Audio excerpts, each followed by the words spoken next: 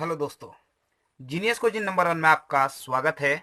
आज हम बात करने वाले हैं कक्षा 8 के हिंदी अध्याय 9, जिसका जो शीर्षक है अशोक का शस्त्र त्याग। आज हम बात करेंगे कि महान जो अशोक हैं, जो बहुत दिन पहले हमारे भारत के एक अच्छे राजाओं में से एक हैं, हम उसके बारे में जानेंगे। और ये जानेंगे इस कहानी के माध्यम से कि उन्होंने कब और किस वजह से अपने शस्त्र को त्याग दिया। यानी पहले के टाइम में क्या होता था कि एक राजा दूसरे राजा पर आक्रमण कर उसका जो जितना भी राज्य होता था उसे क्या कर लेते थे, हड़प लेते थे, या फिर जीतने के बाद वो अपने राज्य में मिला लेते थे। यही काम सब राजा करते थे। लेकिन अशोक जो है, एक बार उसको क्या हुआ, कलिंग के साथ क्या हुआ, युद्ध हुआ, उसमें उन्होंने क्या अपना शस्त्र को त्याग दिया। तो क्यों त्याग दिया उसके बारे में आज हम जानेंगे। और भी एक जानकारी आपको बता दें कि इस वीडियो को अंत तक जरूर देखिएगा, क्योंकि इसका प्रश्न उत्तर का भी हल हम अवश्य करवाएंगे। तो चलिए स्टार्ट करते हैं। जैसा कि यहाँ पे है, देखिए, जब भी आप अध्याय में देखिएगा कि यहाँ पे जो पीला कलर का दिया हुआ है वो बहुत ही इंपॉर्टेंट है। ठीक, वो क्या है, बहुत ही इंपॉर्टेंट है आपके लिए। क्योंकि यहाँ पे देखिए, यहाँ पे अशोक का शस्त्र त्याग का जो लेखक है वंशीधर श्रीवास्तव, इसके लेखक हैं। बोल रहा है क्या, उसके रचित एकांक अशोक का शस्त्र त्याग अहिंसा के पक्ष में अपने कथानक का मार्मिक विकास करती है, शांति के पक्ष में सक्रिय होने की शिक्षा देती है। इस लिहाज से पाठ की उपादेयता उल्लेखनीय है। अभिनय, नाटकीय दृश्यों का संयोजन, परवाहमयता की दृष्टि से पाठ विशिष्ट है। बोल रहा है क्या, यहाँ पे जो है इसमें जो लिखा गया है उसमें नाट के अंदाज में बोला गया है और बहुत ही खास तरह से इसको बताया गया है ना। तो चलिए हम समझते हैं किस प्रकार क्या हुआ ये। और जानकारी आपको एक बता दें कि ये कक्षा 8 के साथ साथ कक्षा 10 में भी ये बहुत ही कार्य आएगा, क्योंकि कक्षा 10 में जो उर्दू के बच्चे हैं वो नन हिंदी के रूप में कक्षा 8 की हिंदी को पढ़ना पड़ता है। इसलिए आपके लिए ये वीडियो बहुत ही खास होने वाला है, जो कक्षा 10 में है उसके लिए भी और कक्षा 8 के लिए तो है ही। तो चलिए समझते हैं। जैसे यहाँ पे होगा क्या कि एक मैदान में मगध के सैनिकों के शिविर लगे हैं। बीच में मगध की पताका फहरा रही है। पताका के पास ही सम्राट अशोक का शिविर है। संध्या बीत चुकी है, आकाश में तारे चमकने लगे हैं, शिविरों में दीपक जल गए हैं। अपने शिविर में अशोक अकेले टहल रहे हैं। उनके मुख पर चिंता की छाया है। वे कुछ सोचते हुए आसन पर बैठ जाते हैं। आसन मतलब होता है सीढ़ी। क्या होता है आपका, सीढ़ी। सीढ़ी में वो क्या करते हैं, बैठ जाते हैं कुछ सोचते हुए। ठीक, अशोक वो अपने आप से पूछता है, आज 4 साल से यह युद्ध हो रहा है और कलिंग आज भी जीता नहीं जा सका। दोनों ओर से लाखों आदमी मारे गए हैं, लाखों घायल हुए हैं, पर हम आज भी असफल हैं। क्या होगा इसका परिणाम। बोलता है इसका परिणाम क्या होगा। हम क्या करते हैं, 4 सालों से लगातार क्या कर रहे हैं, इसके लिए युद्ध कर रहे हैं। क्या कर रहे हैं, इसके लिए युद्ध कर रहे हैं। अब यहाँ पे आगे कहता है द्वारपाल, ठीक, सिर झुकाकर राजन, उसका नाम है, संवाददाता आना चाहता है। संवाददाता मतलब ये है कि वो एक ऐसा व्यक्ति जो आपका क्या करता है, यानी क्या करता है, वो खबर को पहुंचाने का कार्य करता है। क्या करता है, वो खबर को एक जगह से दूसरी जगह पहुंचाने का, वो भी गुप्त खबर को पहुंचाने का वो कार्य करता है, उसे संवाददाता कहते हैं। मतलब एक राजा से दूसरे जगह जाके इंफॉर्मेशन देता है ना। क्या करता है, उसका इंफॉर्मेशन ये लोग देते हैं। अब यहाँ पे देखते हैं, अशोक आने दो, संवाददाता प्रवेश कर, महाराज अशोक की जय हो, शुभ संवाद है, गुप्तचर समाचार लाया है कि कलिंग के महाराज लड़ाई में मारे गए। बोलता है कि ये शुभ बहुत समाचार है कि कलिंग का राजा जो है वो क्या हो गया, मारे गए। अशोक क्या है, अशोक प्रसन्नता पूर्वक क्या करते हैं, उसे बोलते हैं।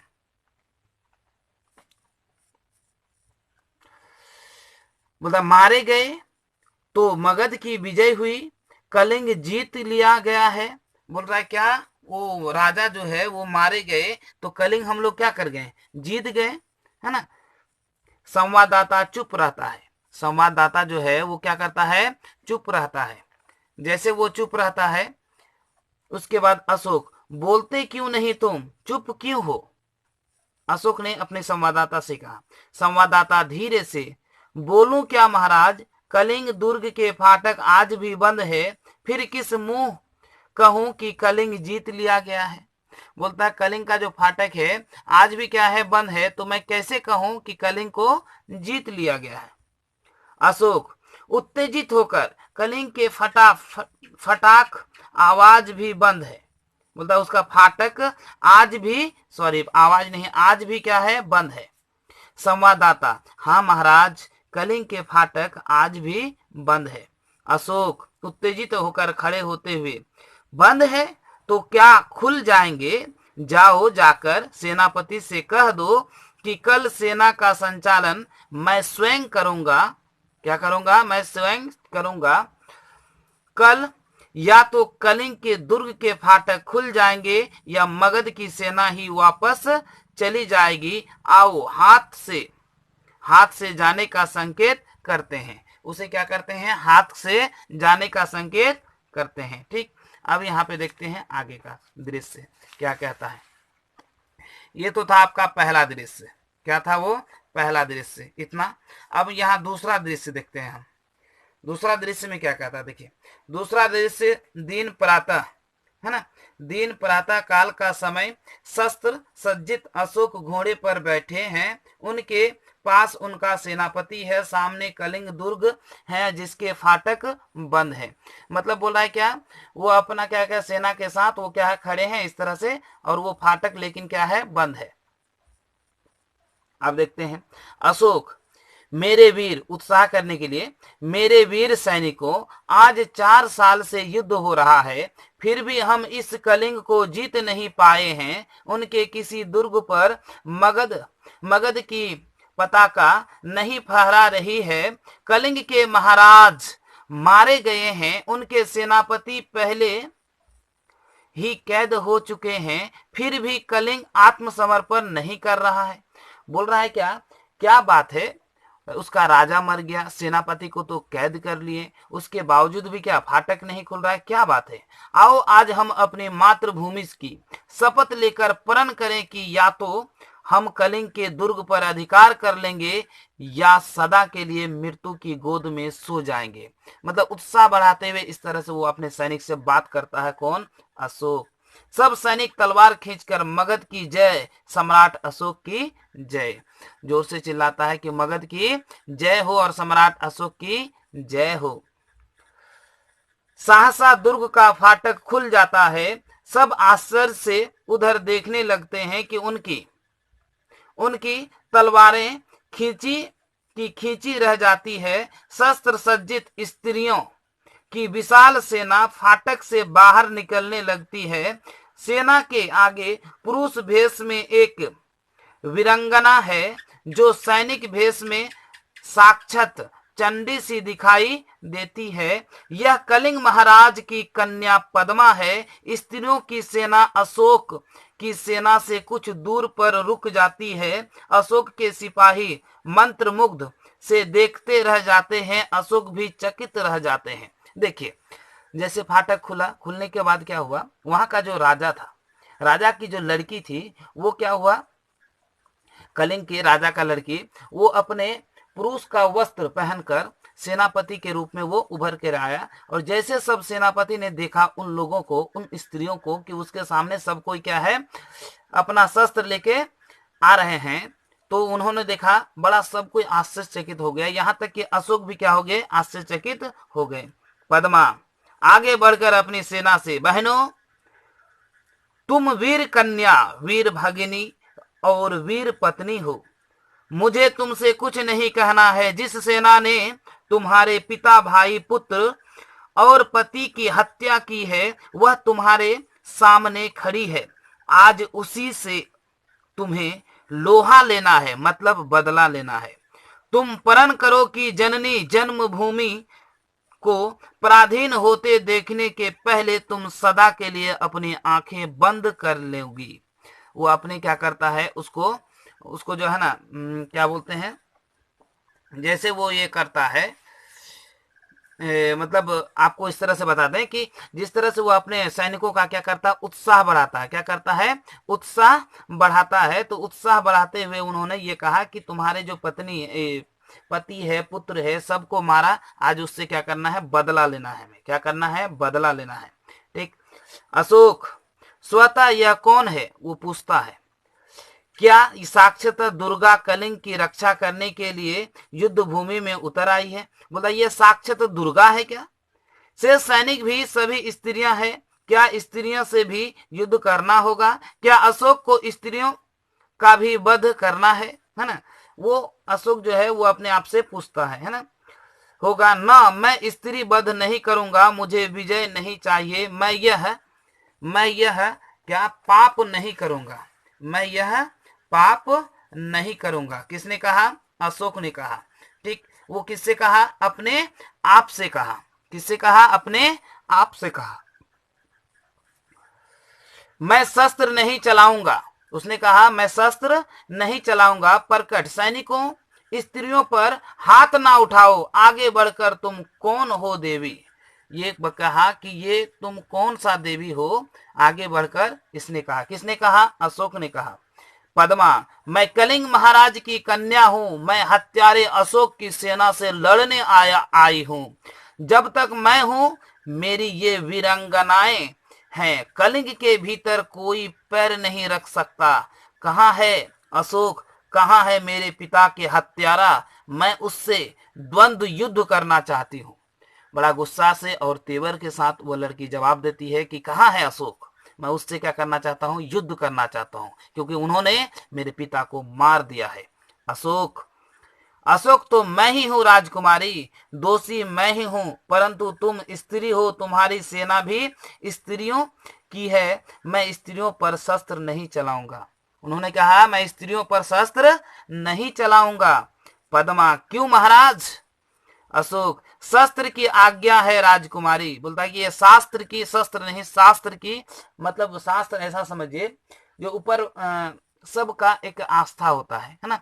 जैसे मुस्लिम हो या हिंदू हो या फिर सिख हो, सबके लिए एक किताब होता है, उसके अनुसार सब कोई अपना जीवन यापन करते हैं। तो वो अपने आप को मानते हैं, अपना शास्त्र को मानते हैं। जैसे मान के लिए कोई बाइबिल है, कुरान है, उसी तरह से गीता है ना, उसका महाभारत है। वो सब के बाद क्या करते हैं, सब कोई अलग जो जो जिस धर्म में मानते हैं उसके अनुसार वो अपने किताब को मानते हैं, अपने शस्त्र को मानते हैं।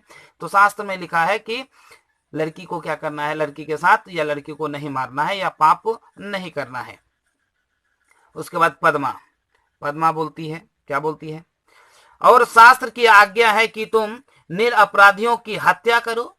शास्त्र की आज्ञा है कि तुम अपनी विजय लालसा पूरी करने के लिए लाखों माताओं की गोद सूनी कर दो, लाखों स्त्रियों की मांग का सिंदूर पोंछ दो, फूंक दो उस शास्त्र को जो तुम्हें यह सिखाता है कि मैं तुमसे शास्त्र सीखने नहीं आई हूं, शस्त्रों से युद्ध करने आई हूं।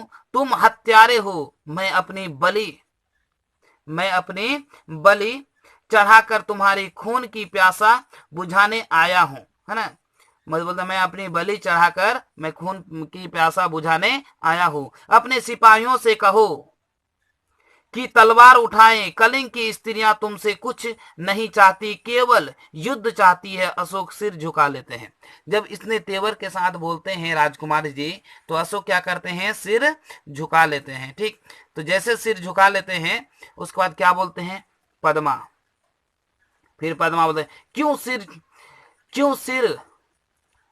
क्यों झुका लिया महाराज? मैं युद्ध चाहती हूं, केवल युद्ध।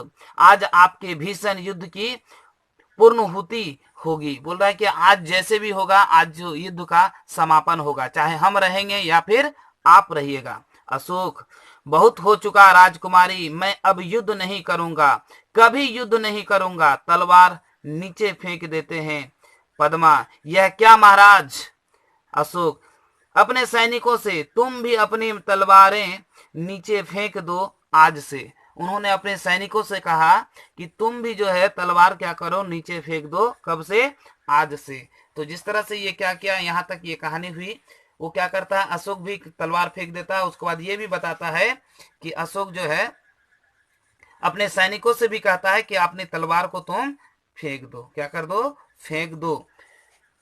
अशोक तुम्हें कभी किसी पर आक्रमण करने की आज्ञा नहीं देगा, फेंक दो अपनी तलवारें। अशोक ने फिर कहा कि तुम्हें आज्ञा और नहीं दी जाएगी किसी से भी युद्ध करने की।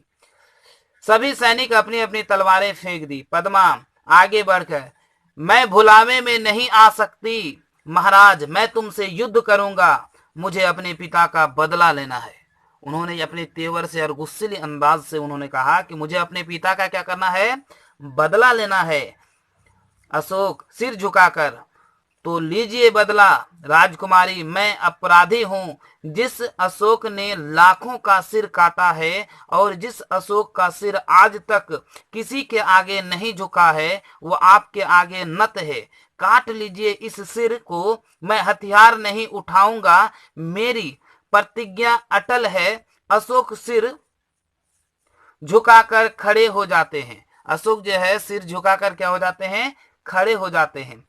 पद्मा, तो जाइए महाराज, स्त्रियां भी निहत्थे पर वार नहीं करेगी। आप अपनी प्रतिज्ञा की रक्षा के लिए जीवित रहिए। पद्मा अपने स्त्रियों की सेना के साथ दुर्ग में चली जाती है। उन्होंने कहा कि आप जो है अपने इसके अनुसार, यानी अपने राज्य में अपने जो सैनिकों हैं या अपने क्या बोलते हैं दर्शक हैं, उसके अनुसार आप क्या करें? जीवित रहिए और हम भी अपने जगह पे पहुंच जाते हैं, है ना।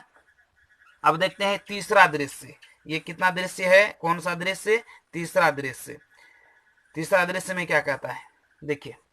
अशोक और उसके सभी सरदार पीले वस्त्र धारण किए हुए हैं। उनके सामने एक बौद्ध भिक्षु बैठे हुए हैं। मतलब ये जो है वो अपना धर्म को स्थानांतरण किया। बौद्ध भिक्षु, अशोक से कहो, प्रतिज्ञा करता हूं कि, अशोक मैं प्रतिज्ञा करता हूं कि, जो बोलते हैं, है ना। भिक्षु, जब तक मेरे शरीर में प्राण रहेंगे। अशोक, जब तक मेरे शरीर में प्राण रहेंगे। बौद्ध भिक्षु, अहिंसा ही मेरा धर्म होगा। अशोक भी बोलते हैं अहिंसा ही मेरा धर्म होगा।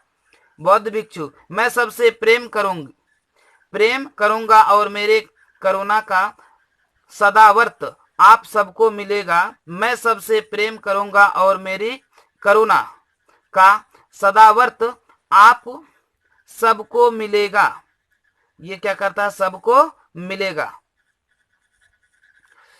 उसके बाद यहाँ पे प्रतिज्ञा कहता है बौद्ध भिक्षु, प्रतिज्ञा करो कि जब तक जीवित रहूंगा अपनी प्रतिज्ञा यानी प्रजा की भलाई करूंगा, सब प्राणियों को सुख और शांति पहुंचाने का प्रयत्न करूंगा, सब धर्मों को समान दृष्टि से देखूंगा।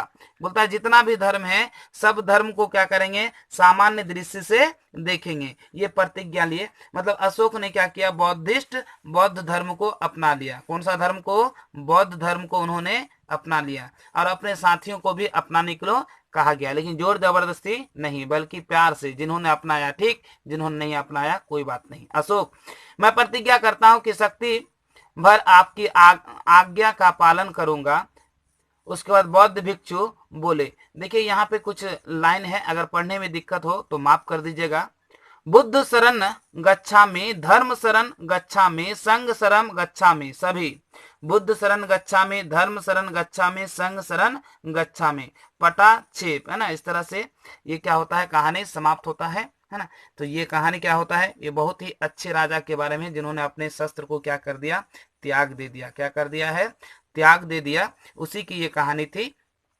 तो चलिए हम समझते हैं इसके कुछ क्वेश्चन आंसर और कुछ शब्द हैं। ये जो शब्द हैं आप अच्छी तरह से क्या कर लीजिएगा? याद कर लीजिएगा। जैसे शस्त्र, हाथ में थाम कर चलाया जाने वाला हथियार, जैसे तलवार है, ये जो है ना शस्त्र कहलाते हैं। उसके बाद संवाददाता, जैसे त्याग मतलब छोड़ना, संवाददाता मतलब क्या? संवाद पहुंचाने वाला। गुप्तचर मतलब छिप कर, टोह लेने वाला जासूस जिसको बोलते हैं। उसके बाद आत्मसमर्पण मतलब अपने आप को क्या करना है, उपस्थित करना और स्वयं को पकड़ में आना।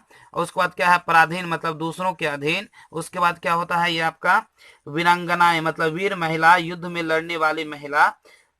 साक्ष्यता मतलब सामने। उसका प्रतिज्ञा मतलब होता है प्राण या निश्चित, ये होता है। तो चलिए हम देखते हैं कुछ क्वेश्चनों को। यहाँ पे जैसा कि आपका क्वेश्चन है कि पद्मा के ललकारने पर भी अशोक ने युद्ध करना स्वीकार क्यों नहीं किया। तो चलिए हम इसको समझते हैं, है ना, कि जैसा कि मैंने कहा कि इसका क्या करेंगे, प्रश्न उत्तर भी हम देखेंगे। तो चलिए हम देखते हैं इसका प्रश्न उत्तर। देखिए एक अध्याय 9 का है प्रश्न उत्तर, है ना। तो जैसे इन्होंने कहा क्या आंसर में कि पद्मा के ललकारने पर भी अशोक ने युद्ध इसलिए नहीं किया क्योंकि उन्हें ज्ञात था कि स्त्रियों एवं निहत्थे पर हाथ उठाना शस्त्र के विरुद्ध है। स्त्रियों की रक्षा करना वीरों का धर्म होता है और सम्राट अशोक यदि उस पर आक्रमण करते हैं तो उनकी वीरता कलंकित होती और भारतीय आदर्श का अपमान होता। तब क्या होता, वो अपने आप में अपमान महसूस करता। तो जैसा कि सवाल नंबर 2 में देखिए, 2 में क्या कहता है कि पद्मा को अशोक से बदला लेने का अच्छा अवसर था, तब भी उसने अशोक को जीवित क्यों छोड़ दिया। तो चलिए इसका समझते हैं इसका आंसर, है ना। इसका आंसर होगा कि पद्मा वीर नारी थी। अशोक ने स्त्रियों पर शस्त्र उठाना अनुचित नहीं मानकर अपनी तलवार फेंक दी तो सैनिकों को भी शस्त्र फेंक देने का आदेश दिया। फलतः वह निहत्थे हो गए।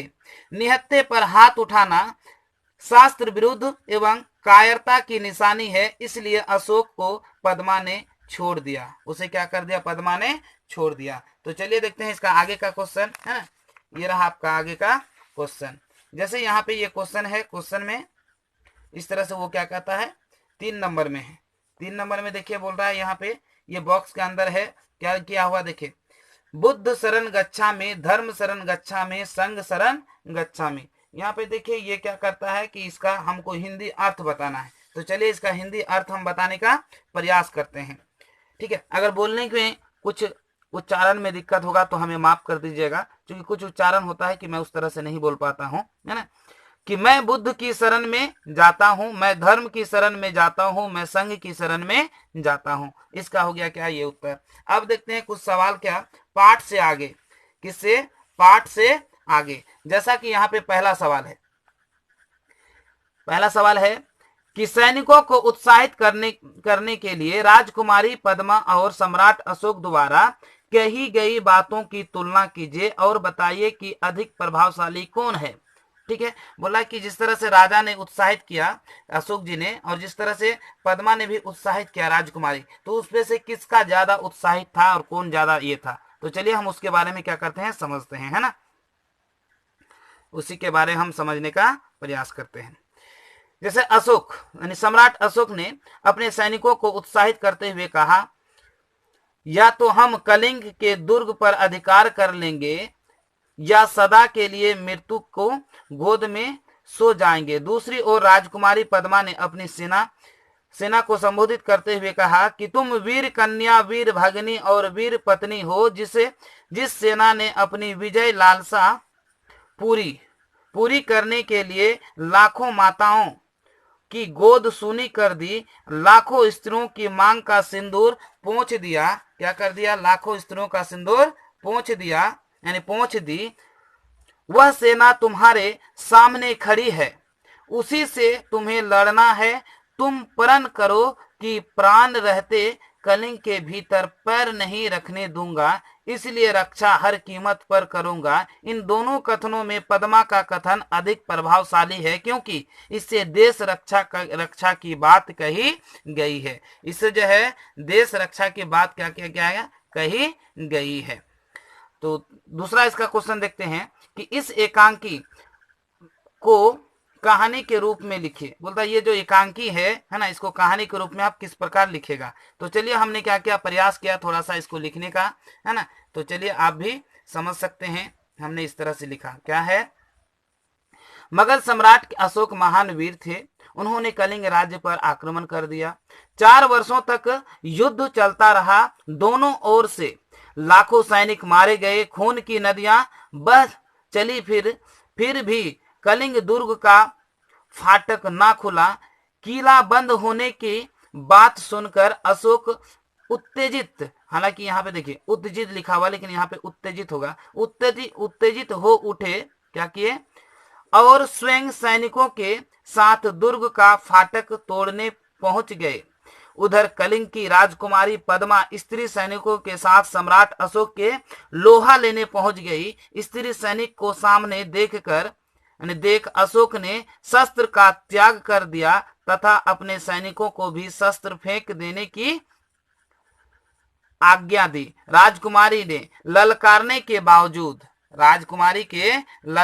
के बावजूद अशोक ने स्त्रियों से युद्ध करना स्वीकार नहीं किया। पद्मा भी इन्हें निहत्थे जानकर उन पर हथियार नहीं उठाई। अशोक ने बौद्ध धर्म अपना कर जीवन भर अहिंसा, प्रेम तथा सेवावत का पालन किया। उन्होंने क्या किया, इस तरह से उन्होंने बौद्ध धर्म को क्या क्या अपनाया। और आगे का इसका क्वेश्चन देखते हैं थोड़ा सा, है ना।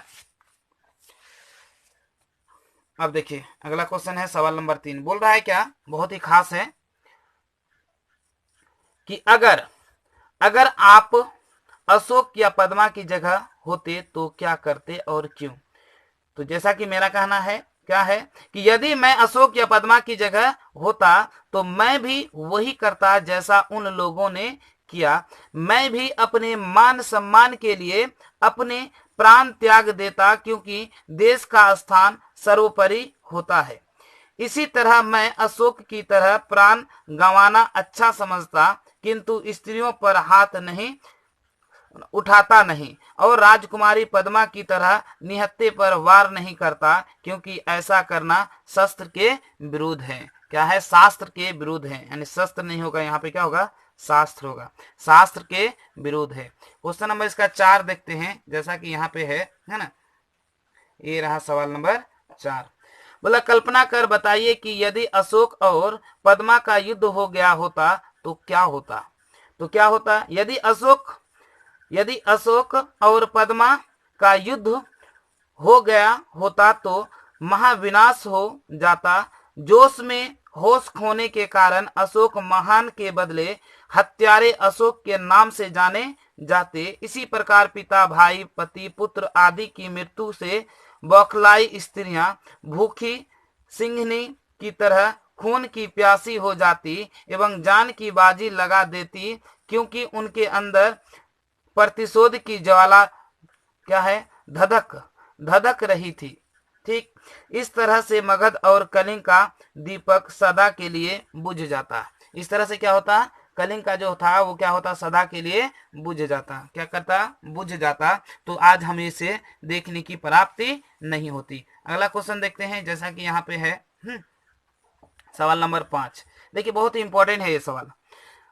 अशस्त्र और सशस्त्र के अंतर लिखिए। देखिए अशस्त्र का अर्थ होता है जो शस्त्र के विहीन या निहत्थे हो, किंतु शस्त्र का जो अर्थ होता है जो शस्त्र के साथ हो, यानी अशस्त्र और शस्त्र में दोनों यही अंतर है। दोनों में अंतर क्या करना है, लिखना था। अब यहाँ पे समझिए क्वेश्चन नंबर 6। बोला युद्ध से हानि विषय पर अपने मित्र को एक पत्र लिखिए। तो चलिए हम क्या करते हैं, अपने मित्र को एक पत्र लिखते हैं। जैसे मैं अपना मित्र का नाम लिखा हूं दीपक, उस तरह आप अपने मित्र का नाम लिख सकते हैं, जो आपके मित्र हैं उसके लिख सकते हैं। याद रखिए जब भी पत्र लिखना है तो यहाँ पे मित्र का नाम लिखना है, उसके बाद यहाँ पे क्या लिखना है, जगह का नाम लिखना है। ठीक है, कहाँ पे आप किस जगह पे भेज रहे हैं वहां पे आपको लिखना है। बोला शुभकामना, प्रिय मित्र शुभकामना। ठीक, अब यहाँ पे होगा कुछ दिन पहले तुमने युद्ध से होने वाले हानि के विषय में मुझसे जानने की इच्छा प्रकट की थी। क्या थी, इच्छा प्रकट की थी। तो चलिए हम उसको क्या करते हैं, विस्तार पूर्वक बताते हैं, है ना। इच्छा प्रकट की थी। आज मैं उस विषय में अपना विचार लिख रहा हूं। मित्र, युद्ध शब्द अपने आप में भयावह शब्द है, तब इससे होने वाली हानि तो मानव जाति की कल्पना से परे है ना। कहीं भी युद्ध प्रभुत्ता के